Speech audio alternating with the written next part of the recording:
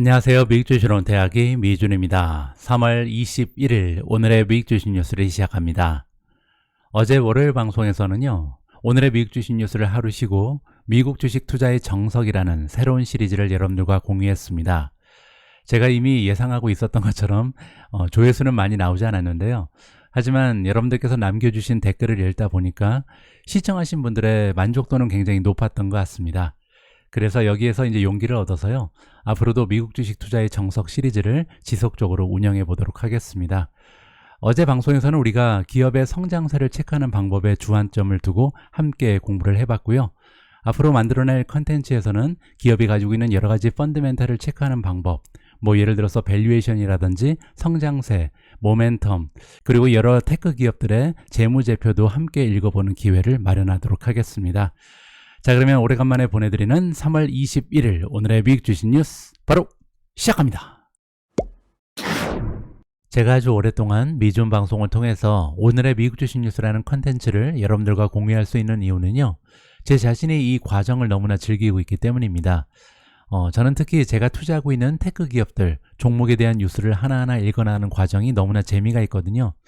그런데 최근 들어서 조금 아쉬운 부분은 종목에 대한 뉴스가 많이 줄어들었습니다.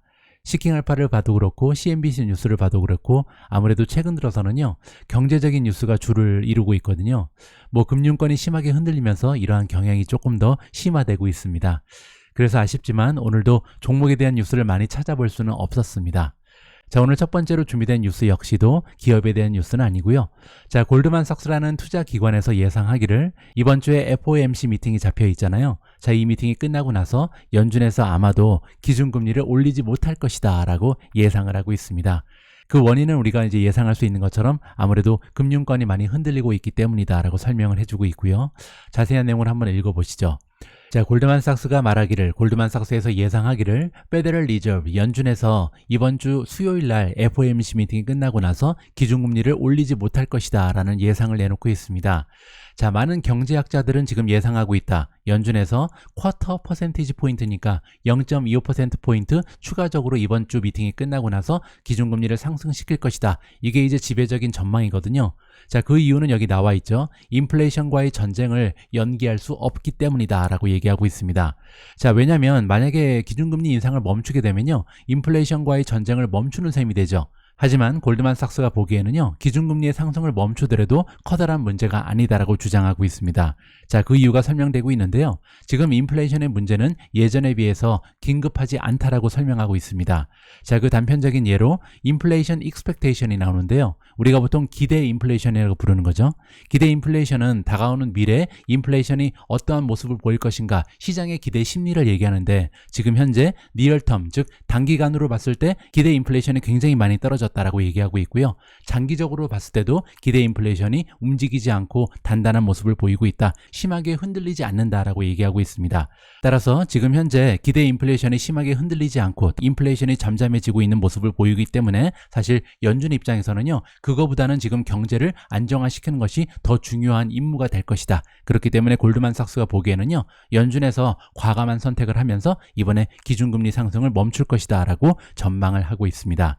자, 만약에 골드만삭스의 예상대로 기준금리가 올라가지 않게 되면요, 아마도 주식시장이 갑자기 급상승하는 그런 모습을 보일 수도 있다, 개인적으로 판단을 하고 있고요. 자, 지금 현재 기준금리 상승에 대한 시장의 전망을 보시면요, CME Fed Watch 2를 통해서 우리가 확인을 해볼 수가 있는데요. 자, 여기 나와 있는 것처럼 3월 21일 날 업데이트된 최신 정보고요. 지금 현재 시장의 기대 심리를 보시면 시장에서는 지금 0.25% 올라갈 확률을 75.3%로 보고 있습니다. 반면 기준금리가 올라가지 않을 확률도 24.7%로 예상하고 있다. 자, 과연 이번 주 수요일 날 FOMC 미팅이 끝나고 나서 어느 정도의 기준금리 상승이 나타나게 될런지 많은 관심을 가지고 지켜볼 필요가 있을 것 같습니다. 자, 다음으로 준비된 기사 역시도 시장에 대한 전망입니다. 자, 모간 스탠리의 CIO죠. 마이크 윌슨이 얘기하기를 지금 현재 이어지고 있는 베어 마켓의 끝이 시작되고 있다라고 나와 있거든요. 저는 처음에 이제 이 기사 제목을 보고 긍정적인 내용인가 보다라고 생각했었는데요. 읽어보니까 부정적인 내용이었습니다. 따라서 이제 베어마켓이 끝나가고 있지만 아직까지 베어마켓이다, 이렇게 해석하는 것이 맞는 것 같습니다. 자, 자세한 내용을 한번 읽어보시죠. 자, 백스토핑이란 얘기가 나옵니다. 지원을 해주고 있다는 거죠. 뒤를 봐주고 있다. 현재 연준에서도 그렇고 FDIC라는 기관이 등장을 하는데요. FDIC는 Federal Deposit Insurance Corporation의 약자입니다. 뭐 한국어로 해석을 하자면 연방예금보험공사, 이 정도 되겠죠. 자, 이 두 기관에서 지금 은행의 예금을 보호해준다, 개런티해준다, 뭐 이런 얘기를 하면서 주식시장에서 환호성을 질렀죠. 그래서 이러한 영향 때문에 현재 많은 주식 투자자들이 QE가 다시 나오고 있다. QE라는 것은 우리가 양적 완화라고 부르는 거죠. 자, 그래서 연준에서 새로운 형태의 양적 완화를 한다. 그렇기 때문에 주식시장이 랠리를 거듭하고 있다. 이렇게 살펴볼 수가 있는데요. 자, we argue it's not. 자, 우리가 보기에는 그렇지 않다라고 얘기합니다. 자, 이 얘기가 뭐냐면요. 지금 현재 시장에 돈이 풀리고 있는 사실이지만 이거를 양적 완화로 볼 수는 없다는 거죠. 따라서 지금 현재 양적 완화가 다시 시작된다라는 기대감을 가지고 주가가 올라가고 있는데 그렇게 해석하면 안 된다라고 주장을 하고 있습니다. 자, 아직까지 뱅킹 섹터, 금융권이 굉장히 심하게 흔들리고 있고 여러 가지 걱정거리가 있음에도 불구하고 인베스터 센티먼트, 즉 투자자들의 심리는요, 오히려 주식시장에서 회복하는 모습을 보이고 있다. 자, 그렇기 때문에 이제 월요일날 S&P 500이 지속적으로 상승 추세를 이어갔죠. 자, 물론 월요일 같은 경우는요, 긍정적인 뉴스 하나가 보도되긴 했습니다. 자, 크레딧 스위스가 많이 흔들리고 있었는데 UBS, 유니언 뱅크 오브 스위tzerland에서 이번에 크레딧 스위스를 인수한다라는 발표가 있었잖아요. 자, 그래서 한 단계 또 고비를 넘어갔다, 이렇게 우리가 볼 수가 있는데요. 자, 그럼에도 불구하고 모간 스탠리의 CIO인 마이크 윌슨이 보기에는요, 아직까지 긍정적인 전망을 갖기에는 너무나 시기상조다라고 얘기하고 있습니다. 자, 그 이유는 뭐냐면요, 랜딩 스탠다드는요, 대출을 해주기 위한 조건을 얘기하는데 이 조건이 계속해서 타이터 될 것이다. 따라서 대출의 조건이 굉장히 좀 까다로워질 것이다 라고 얘기합니다. 자, 그리고 또 한 가지 문제는 디포짓에 대한 비용이 증가할 것이다. 이 얘기는 이자율이 계속해서 올라가고 있다는 거죠. 따라서 은행 입장에서는 굉장히 어려움을 겪을 가능성이 높다라는 겁니다. 자, 지금 확보한 예금에 대해서는 이자를 계속해서 더 많이 줘야 되죠. 그리고 또 다른 곳에 대출을 하면서 추가적인 수입을 올려야 되는데 수입을 올리기가 어렵죠. 왜냐하면 대출을 함부로 해줄 수가 없잖아요. 자, 그런 이유 때문에 금융권이 어려움을 맞이할 것이다. 그 얘기는 뭐냐면요, 쉽게 얘기해서 크레딧 크런치가 찾아올 가능성이 점점 더 높아지고 있다라고 얘기합니다. 크레딧 크런치는 이제 한국어로 신용 경색이라 그러죠. 신용 위기라고 보면 되는데, 신용 위기가 만약에 발생하게 되면 시장에 돈이 돌지 못하잖아요. 시장에 돈이 돌지 못하면 결국 경제 위기로 발전될 가능성이 있다. 그렇기 때문에 지금 굉장히 어려운 상황이다. 너무나 긍정적인 전망을 갖기에는 시기상조다. 이렇게 이야기를 하고 있습니다. 자, 그래서 결론적으로 투자 전략가인 마이크 윌슨은 투자자들한테 경고의 메시지를 보내고 있습니다. 어떤 내용의 경고냐면요, 이분 메가테크 네임즈, 그 얘기는 이제 세계 최고의 테크 기업들을 얘기하죠. 메가테크 기업은 뭐 애플이라든지 구글, 엔비디아, 뭐 마이크로소프트, 이런 기업들 역시도 안전하진 않다. 그 얘기는요, 보통 투자자들이 경제 상황이 안 좋을 때는 이런 메가테크 기업들이 가장 안전하다라고 얘기하는데 그렇지 않다. 주가가 많이 떨어질 수 있다. 이렇게 얘기를 하고 있는 거죠. 차라리 그런 주식보다는 더 안전한 것은 디펜시브다. 디펜시브는 방어주로 얘기합니다. 방어주들은 보통 변동성이 굉장히 약하죠. 따라서 변동성이 굉장히 적은 이런 섹터에 투자하는 것이 조금 더 안전하다라는 의견을 피력하고 있습니다. 저는 개인적으로요, 마이크 윌슨의 이 투자 전략에 동의하지 않습니다. 왜냐하면 지금 상황은요, 어떻게 보면 뭐 아니면 도, 이런 상황이잖아요. 뭐 경제가 폭삭 가라앉으면서 신용 경색이 이제 경제 위기로 발전이 되고 이러면서 이제 주가가 큰 폭으로 폭락할 가능성도 있고요. 아니면 그 반대 가능성도 있습니다. 경제가 튼튼하게 버텨주면서 오히려 주가가 큰 폭으로 폭등할 가능성이 있거든요. 따라서 이럴 때는 이러한 디펜시브, 이렇게 변동성이 낮은 주식을 갖고 있는 것보다는 오히려 현금을 한 50% 보유하고요, 나머지 50%는 변동성이 극심한 이런 성장주에 투자하는 것이 더 현명하다고 생각을 합니다. 그래서 만약에 경제가 폭삭 가라앉으면요, 이런 기회를 활용을 해서 주식을 50% 현금이 남아있으니까 이런 현금을 이용을 해서 주식을 매수하면 되고요. 만약에 오히려 주식시장이 폭등을 보이게 되면 50%는 지금 변동성이 극심한 이런 성장주에 투자를 해놨기 때문에 많은 수익을 올릴 수 있는 기회가 창출된다. 이런 면에 있어서 오히려 디펜시브보다는 성장주에 투자하는 것이 어떨까 개인적으로 판단을 해봅니다. 참고만 해주시면 좋을 것 같습니다. 우리가 다음으로 살펴볼 시장 전망은 JP모간에서 일하고 있는 콜라노비치의 의견입니다. 콜라노비치는 굉장히 유명한 전략가죠. 이 유명 전략가 콜라노비치가 보기에는요, 아마도 민스키 모먼트가 찾아올 것이다 라고 경고를 해주고 있습니다. 민스키 모먼트는 뭐냐면요. 주식시장이 계속해서 상승을 하고 있는데 별다른 이유가 없다. 그러니까 이제 펀더멘탈이 뒷받침되지 않는 상황에서 긍정적인 방향으로 주가가 올라가고 있다. 그 얘기는 뭐냐면요. 조만간 이런 펀더멘탈이 뒷받침되지 않는 상승장은 갑자기 폭락할 것이다. 이렇게 예상을 하는 겁니다. 자, 이 폭락하는 모먼트를 우리가 민스키 모먼트다. 이렇게 살펴볼 수가 있는 거고요. 자, 조만간 이렇게 주식시장이 폭락할 이유에 대해서 한번 들어봐야겠죠. 자, JP모간의 마르코 콜라노비치는 경고의 메시지를 전달하고 있습니다. 자, 지금 여러 가지 주식시장의 컨디션, 조건을 보면요. 굉장히 좋지 않은 것이 쌓여 있다는 거죠. 자, 일단 unsustainable speculation. 이 얘기는 아까 제가 말씀드린 것처럼 주식시장이 상승을 하고 있는데 별다른 이유가 없다. 즉, 펀더멘탈이 뒷받침되지 않은 상황에서 상승장이 일어나고 있다. 이렇게 얘기하고 있는 거고요. 또한 지금 시장의 참여자들이 이지 폴리시를 기대하고 있습니다. 이 얘기는 기준금리의 상승을 멈출 것이다. 그리고 또 하나 QE, 양적 완화가 나타나고 있다. 이러한 기대감이 지금 팽배하고 있는데 이게 잘못됐다는 거죠. 그렇기 때문에 조만간 주식시장이 폭락을 앞두고 있다. 폭락할 때가 됐다. 이렇게 주장을 하고 있습니다. 자, 그래서 아까 말씀드린 것처럼 민스키 모먼트가 찾아올 것이다. 결국 아무런 이유 없이 올라가고 있는 상승장이 갑자기 한순간에 무너져 내리는 이러한 순간이 찾아올 것이다 라고 얘기하고 있습니다.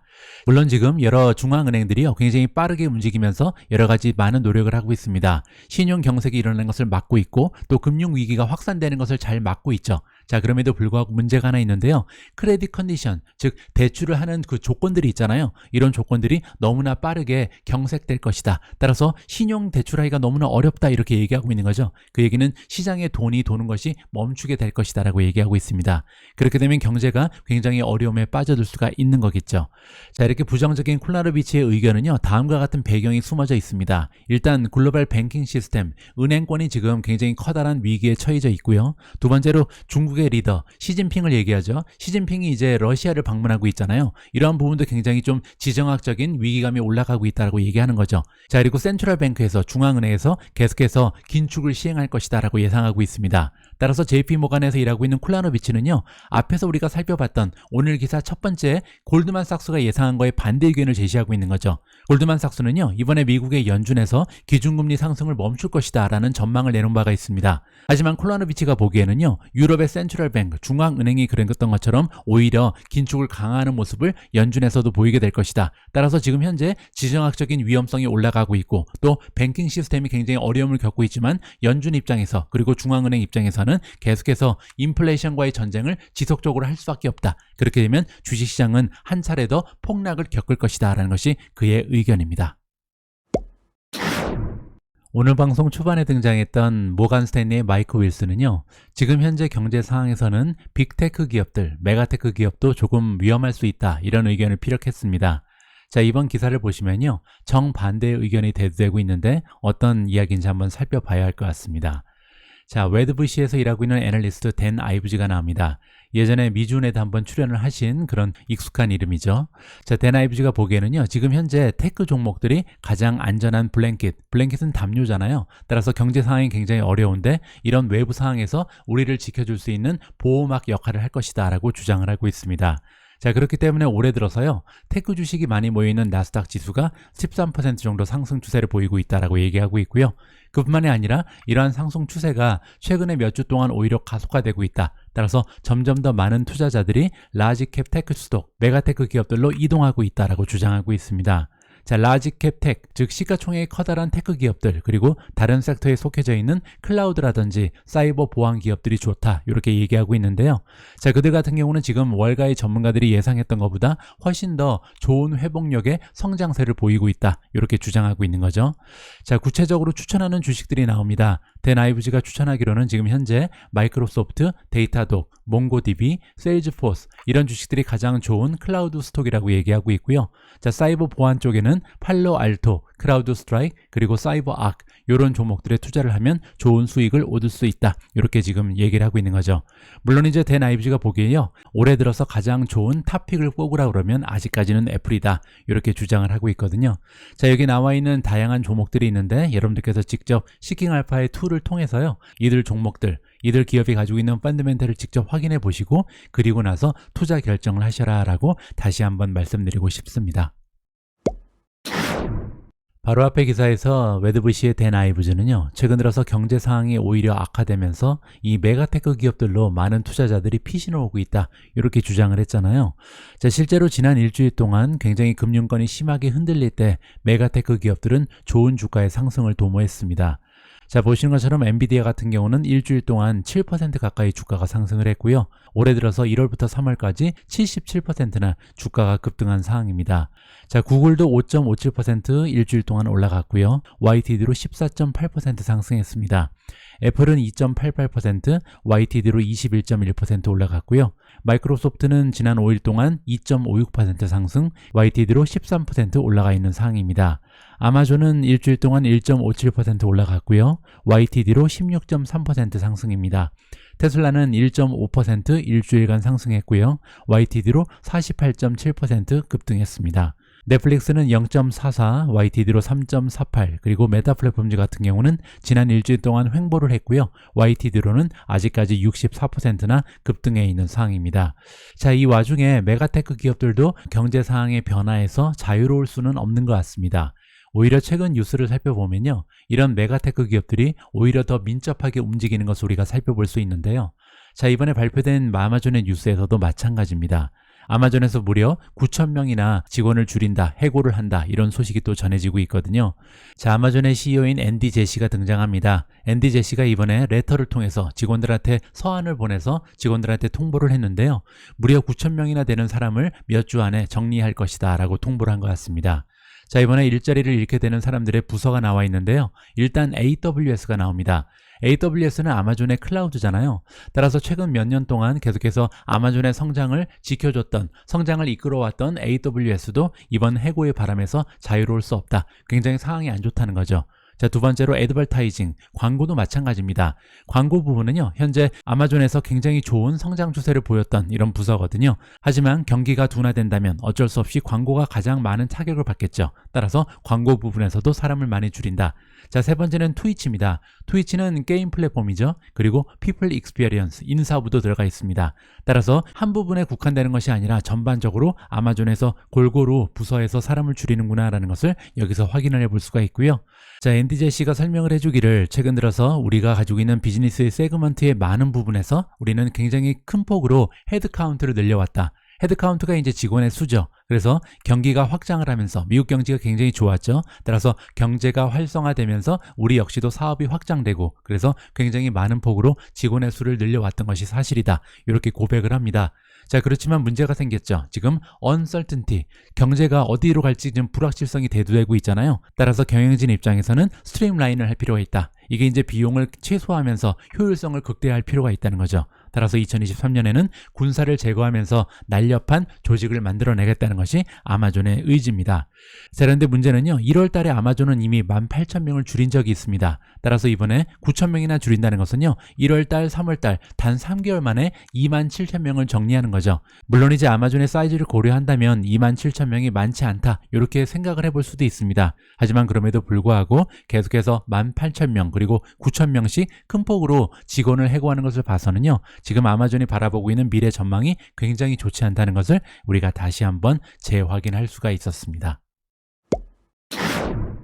오늘 마지막으로 준비된 기사는 월가의 추천 주식입니다. 오늘 우리가 함께 살펴볼 월가의 추천 주식은 골드만삭스에서 추천을 해주고 있고요. 자, 골드만삭스의 주장에 따르면 지금처럼 금융시장이 심하게 흔들릴 때, 즉 경제적인 불확실성이 대두될 때는 아무래도 안전한 종목에 투자하는 게 좋겠죠. 자, 이럴 때 우리가 이용할 수 있는 것이 바로 발란시트이다. 발란시트를 체크하면서 얼마나 재무적으로 탄탄한 기업인가, 이거를 체크하는 것이 굉장히 중요하다라는 의견을 제시하고 있습니다. 자, 스톡스, 주식 중에서 강력한 발란시트를 가지고 있는 주식들이 현재 많은 선택을 받고 있다. 왜냐하면 현재 금융권이 굉장히 많이 흔들리고 있다. 그렇기 때문에 재무제표가 얼마나 확실하냐, 이 부분이 굉장히 중요한 투자의 척도가 된다. 이렇게 주장을 하고 있는 거죠. 자, 그래서 골드만삭스에서는요, 이번에 S&P 500에 들어가 있는 미국의 500대 우량 기업들 중에서 특히 이제 발란시트 훌륭한, 굉장히 건강한 재무제표를 가지고 있는 50개의 기업을 뽑아서 새로운 바스켓, 즉 포트폴리오를 구성했다고 합니다. 자, 그리고 이 포트폴리오의 수익률을 계산해 봤더니요. 3월 8일 이후에 이 포트폴리오에 속하지 못한 발란시시 좋지 못한 기업들에 비해서 6% 정도 평균적으로 수익률이 더 향상됐었다. 이렇게 지금 정리를 하고 있는 거죠. 3월 8일은요. 실리콘밸리 뱅크가 무너지기 시작한 날입니다. 따라서 그때 이후로 지금 발란시시 굉장히 중요한 역할을 하고 있다. 종목 선정에서 굉장히 중요한 하나의 평가 지표다. 이렇게 좀 주장을 하고 있는 거죠. 자, 그러면 골드만삭스가 S&P 500에 속해 있는 500개의 우량 기업들 중에서 50개를 추릴 때 과연 어떠한 평가 기준을 가지고 발란시시 튼튼한 그런 재무제표가 튼튼한 기업을 선정했는지 그 평가 지표가 궁금해지잖아요. 자, 여기 나와 있는데 골드만삭스는 알트만 제스코어를 이용했다라고 나와 있습니다. 알트만 제스코어는요 5가지의 레이시오를 통합해서 점수를 매기는 이런 시스템으로 되어 있는데요. 여기서 사용하는 5가지의 레이시오를 잠깐 살펴보면, 자, 첫 번째로 워킹 캐피탈 투 에셋이 있는데요. 여기 나와 있는 워킹 캐피탈이라는 것은 기업이 운영을 할 때 활용할 수 있는 유동성 자산을 얘기합니다. 자, 여기서 쉽게 얘기하면요, 보통 자산에는 1년 내 현금으로 바꿀 수 있는 유동성 자산이 있고요. 부채 역시도 1년 내에 갚아야 하는 유동성 부채가 있습니다. 워킹 캐피탈이라는 것은요, 유동성 자산 빼기 유동성 부채다. 따라서 기업이 1년 내에 활용할 수 있는 그런 자금을 얘기합니다. 자, 이 자금이 많으면 많을수록 이 레이시오가 올라가겠죠. 자, 두 번째 레이시오는 Retained Earnings to Asset입니다. Asset은 자산이죠. 그리고 Earning은 순이익입니다. 따라서 자산에 비해서 순이익이 얼마나 많은가, 이걸 한번 계산해 보는 거고요. 세 번째는 Operating Income to Asset. 비슷한 거죠. Operating Income은 영업이익이잖아요. 따라서 가지고 있는 자산을 활용해서 얼마나 많은 영업이익을 만들어내는가, 이게 세 번째 레이시오. 자, 네 번째는 Leverage Ratio입니다. 부채 비율이라고 보시면 되겠죠. 보통 자산은 부채 더하기 자기 자본이잖아요. 자, 자기 자본이 더 많으면 부채 비율이 50% 이하로 떨어지고, 자기 자본보다 부채가 더 많으면 부채의 비율이 50% 이상으로 올라간다. 이렇게 보실 수가 있고요. 자, 마지막으로 Sales to Asset입니다. 보유하고 있는 자산을 이용을 해서 얼마나 많은 매출을 만들어낼 수 있는가, 이거를 Sales to Asset으로 보면 되겠죠. 자, 이렇게 5가지의 레이시오를 활용을 해서 종합적으로 점수를 만들어내는 것이 알트만 제스코어다. 이렇게 이해하시면 될 것 같고요. 원래 알트만 제스코어는 오리지널리, 그러니까 근본적으로 만들어진 이유는 뭐냐면, 하나의 기업이 뱅크럽트, 즉 파산할 가능성에 대해서 점수로 표시해주는 그런 수치입니다. 자, 만약에 알트만 스코어가 1.8 밑으로 떨어지면요, 이 기업은 굉장히 위험한 상태다. 지금 현재 재무제표가 굉장히 위험해 보인다. 이렇게 우리가 해석을 해볼 수가 있거든요. 따라서 알트만 제스코어가 1.8 밑으로 떨어지면 굉장히 조심을 할 필요가 있다. 이런 주식은 피할 필요가 있다. 이렇게 이해가 가능하고요. 만약에 알트만 제스코어가 3.0 위로 올라가게 되면 비교적 굉장히 안전한 투자처라고 간주가 됩니다. 자, 여기 나와 있는 10개의 주식이 있는데요. 자, 10개의 주식, 굉장히 좀 훌륭한 발란시트를 가지고 있는 대표적인 종목입니다. 자, 첫 번째는 메타플랫폼즈고요. 메타플랫폼즈는 알트만 제스코어가 6.8입니다. 굉장히 건강한 스코어가 나오죠. 두 번째 테슬라. 테슬라도 굉장히 단단한 재무제표를 가지고 있습니다. 12.7이라는 굉장히 높은 알트만 제스코어를 가지고 있고요. 몬스터가 27.3, 발레로가 5.3입니다. 인투이티브 서지컬이 29.7, 코파트가 28, 모놀리틱 파워가 39, 엔비디아도 20.2라는 굉장히 높은 알트만 제스코어가 나오고 있고요. 스틸 다이나믹스가 6.7, 그리고 버르텍스 파마스티컬이 14.6. 따라서 여기 나와 있는 이런 종목들은요, 다가오는 미래에 경제가 굉장히 악화된다 해도 견딜 수 있는 힘이 있다. 비교적 안전한 투자처다. 이렇게 정리가 가능할 것 같습니다. 자, 바로 앞의 기사 내용에 따르면 지금처럼 경제적인 불확실성이 대두될 때는 발란시트이 뛰어난, 따라서 경제적으로 굉장히 좀 탄탄한 재무 구조를 가지고 있는 이러한 주식들에 투자하는 것이 안전하다. 이런 의견을 살펴봤습니다. 자, 여러분들 시킹알파의 툴을 통해서도 이러한 부분을 확인해 보실 수가 있는데요. 자, 일단 여러분들이 가지고 계신 주식 혹은 관심을 가지고 계신 주식을 가지고 포트폴리오를 만들어 놓으시고요. 그리고 나서 이 포트폴리오에 들어가셔서 오른쪽 끝에 메뉴를 쭉 올라가시면요, 여기 대시라는 부분이 있습니다. 부채죠. 부채 현황을 클릭을 하시면 여러 가지 부채에 관련된 레이시오가 등장을 하는데요. 자, 그 중에서 마지막 쪽으로 오시면 데트 투 에퀴티가 있습니다. 데트 투 에퀴티에서 에퀴티는 자기 자본을 얘기하고요. 대시라는 것은 부채죠. 따라서 내가 가지고 있는 돈이 더 많은가, 아니면 뎃, 즉 부채가 더 많은가를 우리가 계산해 볼 수가 있거든요. 자, 일단 좋은 종목들만 좀 보시면 가장 위에 아이온큐가 있죠. 아이온큐 같은 경우는요 0.71이 나옵니다. 이 얘기가 뭐냐면요. 내가 가지고 있는 자기 자본이 100만 원이면 지금 아이온큐는요. 부채가 만 원도 되지 않는 겁니다. 거의 부채가 없다고 봐야겠죠. ISRG도 마찬가지입니다. 0.86이잖아요. 따라서 이런 종목들은 현재 부채가 거의 전무하다. 이렇게 볼 수가 있는 거고요. 좀 더 마찬가지죠. 중 같은 경우도 내가 가지고 있는 자기 자본이 100만 원이면 내가 가지고 있는 부채는 15,000원 정도밖에 되지 않는다. 굉장히 긍정적인 수치가 나오고 있습니다. 자, 그런데 반대로 부채가 너무나 많은 종목들이 있거든요. 가장 위를 보시면 펠로톤이 등장을 하는데요. 펠로톤 같은 경우는 데트 에퀴티가 7,928%입니다. 그 의미는 뭐냐면요. 내가 가지고 있는 자기 자본은 100만 원밖에 되지 않는데 부채는 무려 7,900만 원인 거죠. 바로 밑에 있는 인비테도 마찬가지입니다. 인비테 같은 경우도 현재 자기 자본이 100만 원밖에 되지 않으면 부채는 무려 1,719만 원이거든요. 따라서 이런 종목들은 굉장히 주의를 요할 필요가 있다. 자, 세 번째로 로블록스가 등장을 하죠. 로블록스 역시도 가지고 있는 돈이 100만 원이면 빌린 돈은 500만 원입니다. 따라서 건강한 재무 구조를 가지고 있다라고 생각하기 어렵죠. 따라서 이 윗부분에 등장하는 이런 종목들은요, 우리가 알트만 제스코를 좀 확인할 필요가 있습니다. 가령 로블록스를 클릭을 하시면 로블록스의 메인 페이지로 이동을 하는데요. 자, 로블록스 페이지에서 쭉 밑으로 내려오시면 위험성에 관련된 지표가 정리가 되어 있거든요. 자, 리스크를 찾으시면 됩니다. 조금만 더 내려가 보시죠. 자, 여기 리스크가 등장을 하죠. 여기 보시면 공매도 비율은 5.28%다. 그리고 24개월 베타 지수는 2.25다. 여기서 얘기하는 24개월 베타 지수가 2.25라는 것은요, 주식시장이 1% 상승할 때 이 로블록스라는 주식은 2.25% 올라간다. 그리고 만약에 주식시장이 1% 하락을 하면요, 로블록스는 2.25% 정도 하락을 한다. 굉장히 변동성이 커다란 주식이라는 것을 확인해 볼 수 있습니다.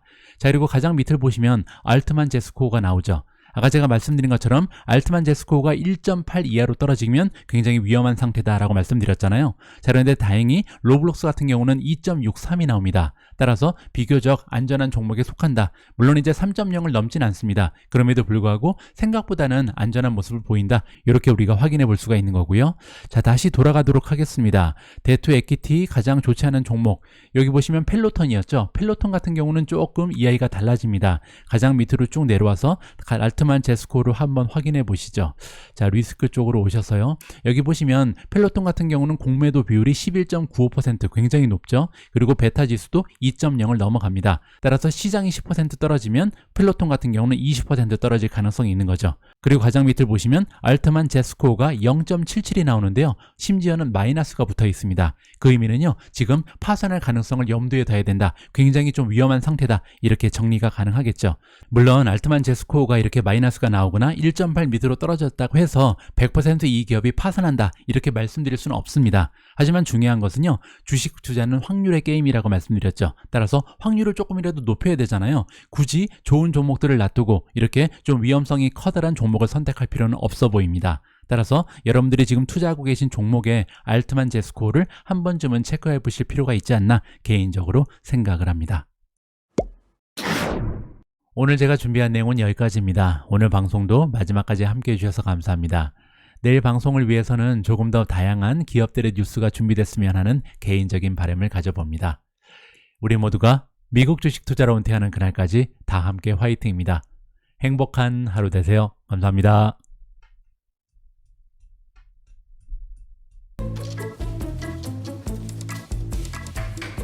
It's sunny, no nuts.